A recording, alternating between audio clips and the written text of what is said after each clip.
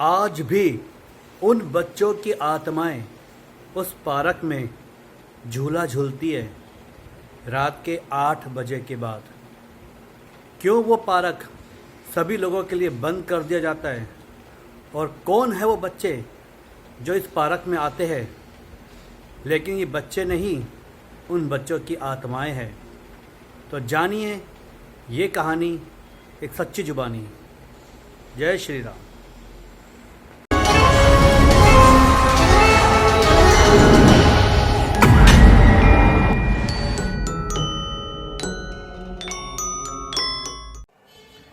नमस्कार।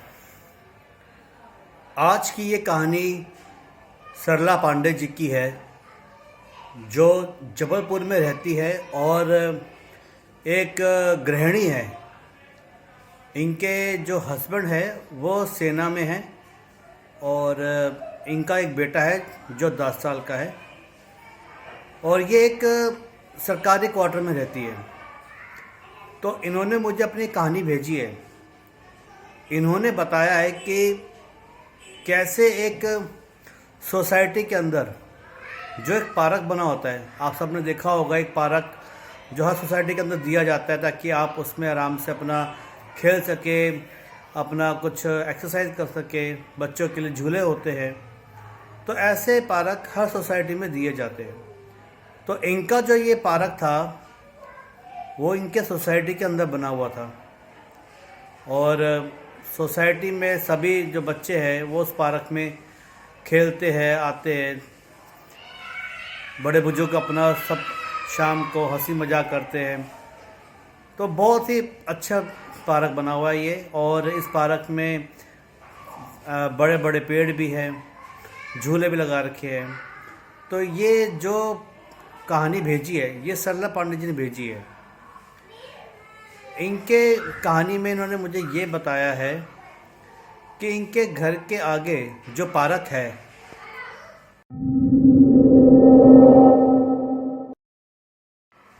ये पार्क देखने में तो नॉर्मल है और भव्य बना रखा है, सुंदर बना रखा है। तो मोस्टली सभी बच्चे यहाँ खेलते रहते हैं। तो ये भूत वाली बात कहाँ से आई? क्या इस पार्क में कोई भूत है? एक दिन की बात है, सरला जी ने मुझे बताया। जैसे इनकी कहानी मुझे मिली है मैं वही बताऊंगा जो इन्होंने मुझे बताया।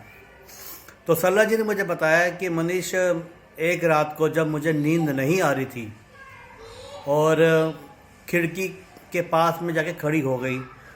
ये वो खिड़की है जो इनके रूम की खिड़की है, जिसका जो खिड़की का जो दरवाज़ा है वो पार्क की ओर खुलता था। तो ये अपने बेटे के साथ सो रही थी रात को। बेटा इनके बेड पे था और ये जाके खिड़की के पास खड़ी हो गई। तो कहती है कि मुझे ना कुछ शोर सा आ रहा था पार्क में, जैसे कोई खेल रहा हो। तो कहती है मैंने जब पार्क की ओर देखा तो मुझे वहाँ पे कम से कम 8 से 10 बच्चे रात के समय खेलते हुए दिखाई दिए। तो मैंने जब घड़ी देखी तो रात के 2 बज रहे थे। तो मैंने सोचा कि रात के 2 बजे के समय ये कौन बच्चे हैं जो इस समय पार्क में खेल रहे हैं।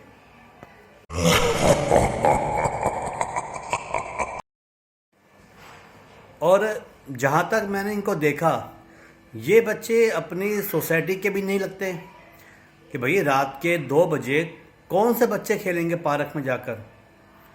तो मैंने जानने के लिए थोड़ा ऐसी पार्क की ओर देखता रहा, मीन्स देखती रही कि ये बच्चे कहाँ के हैं। शायद पीछे जो हमारी सोसाइटी है वहाँ के बच्चे होंगे। लेकिन वो बच्चे भी रात को 2 बजे क्या करेंगे इस पार्क में आकर? ये कोई खेलने का समय थोड़ी होता है। तो मैं उनको देखती जा रही थी और कुछ उनके जो चेहरे थे, जैसा इन्होंने मुझे बताया कि उनके चेहरे कुछ ना ब्लर से और थे, जैसे कोई धुंधला होता है ना चीज़। आप दूर से देखते हो कोई किसी की अगर कोई रोशनी कमज़ोर होती है, उसको ठीक से दिखता नहीं है। तो ऐसे इनको दिख रहा था कि बच्चे के चेहरे तो है लेकिन वो ठीक से नज़र नहीं आ रहे। तो ये इन्होंने सोचा शायद हो सकता है रात का समय है और नींद भी मुझे हल्की हल्की मतलब कि आंखों में है, तो शायद इस चक्कर में मुझे ना नज़र आ रहे हो। तो कोई बात नहीं, कहती मैं फिर अपने बेड पे आके लेट गई और बच्चों की शोर शराबा, कोई झूला झूल रहा है उसकी आवाज़, कोई किसी से छुपन छुपाई खेल रहा है, वैसी आवाज़ बच्चों की जो होती है खेलने की, वो चीज़ें इनको सुनाई दे रही थी। और कहती कि लगभग जैसी 1 घंटा बीता, मुझे नींद नहीं आ रही थी उनकी आवाज़ सुनकर। और जब 1 घंटा बीत गया तो 3 सवा 3 बजे के आसपास वो आवाज़ें अपने आप बंद हो गई। तो मैंने जब देखा खिड़की से जाकर कि क्या हुआ, बच्चे क्या चले गए या क्या हुआ, तो ये जानने के लिए जब मैं खिड़की के पास गई तो देखा कि वहाँ पे कोई पार्क में कोई बच्चा नज़र नहीं आ रहा था। तो कह रही फिर इन्होंने मुझे बताया कि शायद हो सकता है बच्चे चले गए होंगे। और अगले दिन इन्होंने गार्ड को बोला कि आप देखते नहीं हो पार्क के अंदर इतने बच्चे खेलते हैं, रात को इतना शोर शराबा करते हैं, मैं ढंग से सो नहीं पाई, और आप क्यों बच्चों को पार्क में परमिशन देते हो। तो जो गार्ड भैया थे वो कहते उनको, सरला पांडे जी को, कि मैडम क्या हुआ, आप ठीक हो, रात के 2 बजे मैं क्यों किसी बच्चों को भेजूंगा पार्क में खेलने के लिए। तो सरला पांडे जी ने कहा कि भैया आप मजाक मत करो, रात को मैं उठी थी 2 बजे के आसपास और मैंने देखा कि पार्क में बहुत सारे बच्चे खेल रहे हैं और उनकी इतनी आवाज़ें आ रही थी, इतनी आवाज़ें आ रही थी कि मैं ठीक से सो भी नहीं पाई।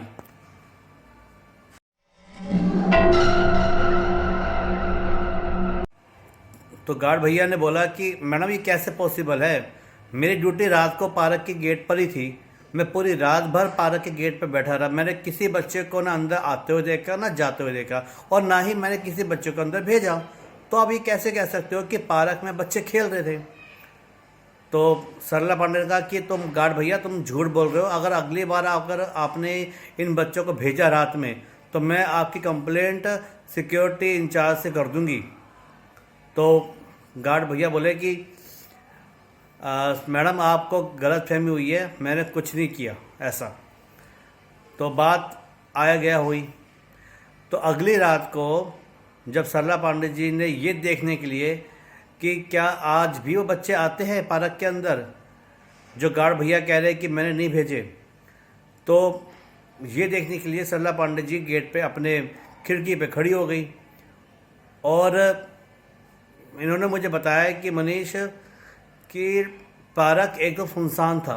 मैं टाइम नोट कर रही थी कि 1 बज गया, 1:30 बज गया, 2 बज गए, क्या 2 बजे तक पार्क बिल्कुल सुनसान था। और अचानक पता नहीं कहाँ से बहुत सारे बच्चे आ गए और पार्क में फिर उन्हें झूला झूलना शुरू कर दिया, कोई किसी को पकड़ रहा है, कोई छुपन छुपाई खेल रहा है। तो ये बच्चे फिर से आ गए और मैंने गार्ड भैया को तुरंत फ़ोन किया मोबाइल पे कि आपने इन बच्चों को फिर से भेज दिया, अभी तो कोई नहीं था यहाँ पर और आपने फिर बच्चों को भेज दिया। तो गार्ड भैया बोले मैडम कौन से बच्चे, इस पार्क तो पूरा खाली पड़ा है, आप क्या कह रहे हो, मेरे को समझ नहीं आ रहा, यहाँ कोई बच्चे नहीं है। तो सरला पांडे ने कहा कि ये देखो ये कितने सारे बच्चे खेल रहे हैं पार्क के अंदर।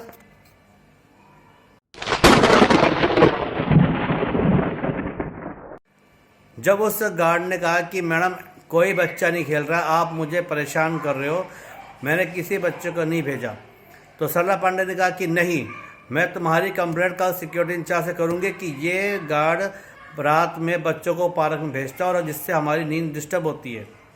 तो अगले दिन सरला पांडे ने सिक्योरिटी इंचार्ज से कंप्लेंट करी की और सिक्योरिटी इंचार्ज ने उस गार्ड को बुलाया और पूछा कि तुम क्यों उस बच्चों को भेजते हो पार्क के अंदर। तो गार्ड भैया ने बोला कि मैं किसी बच्चे को नहीं भेजता। तो धीरे धीरे ये बात पूरी सोसाइटी में फैलने लग गई। सोसाइटी में जो दूसरी महिला थी उनको भी रात के समय कुछ बच्चों के खेलने की आवाज़ें आनी शुरू हो गई। तो उन्होंने भी कहा कि सरला पांडे से कि हाँ मैंने भी देखा है कि मुझे कुछ बच्चे दिखाई दे रहे पार्क के अंदर, और लेकिन ये 2 घंटे के अंदर ही दिखते हैं, उसके बाद ही गायब हो जाते हैं, पता नहीं कहाँ चले जाते हैं। तो धीरे धीरे ये बात पूरी सोसाइटी के अंदर फैलने लग गई और कई लोगों को ये बच्चों की आवाज़ें सुनाई देने लग गई, उन्हें दिखने लग गई रात के समय। और ये बात जंगल में आग की तरह फैल गई कि पार्क में कुछ ऐसा है कि रात के समय यहाँ पर बच्चे दिखाई देते हैं और फिर वो अचानक अपने आप कहाँ चले जाते हैं कुछ नहीं पता। तो कई सीसीटीवी कैमरे लगवाए गए पार्क के अंदर, जैसे इन्होंने मुझे बताया कि बच्चे कहाँ से आते हैं, लेकिन कैमरों में तो रिकॉर्डिंग इंसानों की होती है ना, भूतों की थोड़ी। भूतों की अगर रिकॉर्डिंग शुरू हो जाती तो फिर बात ही क्या थी। भूत दिखाई देते कभी क्या अगर दिखने लग जाए तो हर कोई मास्टर बन जाएगा। तो पूरी सोसाइटी में ये बात हुई कि भैया अब कैसे इन बच्चों से मुक्ति मिले। कौन है बच्चे जो रात को आते हैं? शायद पड़ोसी के ये सोसाइटी वाले होंगे या किसी और गांव से आते, कहाँ से आते कुछ पता नहीं था। तो उसी बिल्डिंग में एक जो थे, एक भगत जी थे, उन्होंने कहा कि यदि आपको ये रात के समय 2 घंटे के लिए दिखाई देते हैं तो यानी कि ये बच्चे नहीं हैं, कोई कुछ और चीज़ है। क्योंकि कुछ लोगों ने ये अनुभव किया था, जैसे सरला पांडे जी ने मुझे बताया कि शाम के समय वहाँ पे लोगों का धीरे धीरे आना कम हो गया। पार्क में इतना डर बैठ गया, लोग आना वहाँ पे कम कर दिया लोगों ने। और कुछ लोगों ने ये बताया कि उन्होंने कुछ पेड़ों के पीछे बच्चों को निकलते हुए और छुपते हुए देखा है, और उनके चेहरे बड़े भयानक से होते थे। जैसे किसी हम मुल्तानी मिट्टी ऊपर लगा लेते हैं ना तो हमारा चेहरा वाइट वाइट सा हो जाता है, तो ऐसे उन बच्चों के चेहरे हुआ करते थे। तो ये बात कुछ लोगों ने बताई और कुछ ने देखी भी थी कि हाँ हमने ऐसा देखा भी है, हमने ऐसा सुना भी है। तो जब इस बात की तह में जाने के लिए कि यहाँ पे क्या माजरा है, क्यों ऐसा होता है, क्योंकि बाकी जो उस ज़मीन पे जो हमारी सोसाइटी बनी हुई है वो ठीक ठाक है, लेकिन इस पार्क के अंदर ही ऐसा क्यों होता है। तो इस बात की जानकारी के लिए सरला पांडे और सिक्योरिटी इंचार्ज, बिल्डिंग इंचार्ज और सोसाइटी के और भी लोगों ने वहाँ पर जो सरकारी कार्यालय था जहाँ पे ज़मीन का रिकॉर्ड रखा जाता है, वहाँ जाके उन्होंने ये बात पता करी। वहाँ के रजिस्ट्रार से पूछा कि ये जो ज़मीन है ये क्यों ऐसी है, हमें ऐसे क्यों दिखता है यहाँ पर। तो उन्होंने बताया कि ये जो ज़मीन है ये पहले खेत हुआ करते थे, आज़ादी से पहले ये पूरी ज़मीन खेत थी। तो सरकार ने ये ज़मीन खरीद ली और यहाँ पे जो खेत थे और जिन गांव वालों के जो खेत हुआ करते थे, पहले के समय में जो लोग मर जाया करते थे गांव के लोग, उनको अपने खेतों में ही या तो जला दिया करते थे या दफना दिया करते थे। तो ये जो सरकार ने पूरी ज़मीन खरीदी थी, तो इस पे सरकार ने अपना सरकारी क्वार्टर बना दिया और जो ज़मीन बच गई उस पे सरकार ने बना दिया पार्क सोसाइटी के लोगों के लिए। और आपको जो पार्क मिला है ये वही पार्क मिला है जिस पार्क की ज़मीन पर जो पहले खेत हुआ करती थी उस पर गांव वाले अपने बच्चों को या अपने बड़े बुजुर्गों को जो मर जाया करते थे उनको वहाँ पे जलाया या दफनाया करते थे। तो जब ये बात इन तक पता लगी, ये हक्के बक्के रह गए, क्योंकि ये जो बच्चों की जो भीड़ या यूँ अगर बच्चे जो दिखाई देते थे ये वास्तव में कोई इंसान नहीं थे, ये बच्चों की आत्माएं थी जो उस जगह पे आकर उनको जब दिखा कि यहाँ पे झूले हैं, बच्चों का मन वैसे ही होता है जो झूला झूलते हैं, तो वो बच्चे जब वहाँ पे झूला झूलते थे उनको अच्छा लगता था। लेकिन सोसाइटी वालों ने यह भी कहा कि आज तक किसी भी बच्चे ने किसी को कुछ नुकसान नहीं पहुँचाया। हाँ, डर लगा हमें, लेकिन हमें किसी ने ये कह लो नुकसान पहुँचा दिया हो भूत ने हम पर, लेकिन ऐसा कुछ नहीं हुआ। तो गांव वालों ने उस जो उनके सोसाइटी में जो एक भगत जी थे उनके कहने पर कुछ विधि विधान से पूजा पाठ कराया ताकि इन आत्माओं को शांति मिले। तो कुछ समय के लिए वो आत्माएं इनको रात को दिखना बंद हो गई, लेकिन कहा जाता है कि वो आत्माएं कुछ टाइम के बाद फिर से वहाँ दिखना शुरू हो गई। और ये सरला पांडे जी ने मुझे खुद अपनी कहानी में बताया कि इन्होंने कितनी बार उन बच्चों को देखा है वहाँ पर खेलते हुए, लेकिन वो बच्चे जो आत्मा है वो किसी को बुरा नहीं करते। तो ये कहानी उन्होंने मुझे जितनी भेजी मैंने उतनी सुना दी और मैं उनकी कहानी को सच मानता हूँ। अब आप बताइए आपको ये कहानी कैसी लगी। यदि आपको ये कहानी अच्छी लगी है तो इस चैनल को सब्सक्राइब करिए, शेयर करिए और लाइक करिए, और नीचे जो बटन है आप इनको यूज़ कर सकते हैं। अगर आपको कुछ कहानी अच्छी लगी तो अपने मुझे कमेंट्स बताइए कि आपको कहानी में क्या अच्छा लगा और क्या बुरा लगा। और दूसरा, आप मेरी बेल आइकन को प्रेस कर दीजिए, जिससे मेरी आगे आने वाली और वीडियो आपको लगातार मिलती रही। ये सच्चे अनुभव है जिन लोगों ने मुझे भेजे हैं, वो मैंने आपके साथ शेयर किया है। और प्लीज़ मुझे बताइए कहानी कैसी लगी। नमस्कार।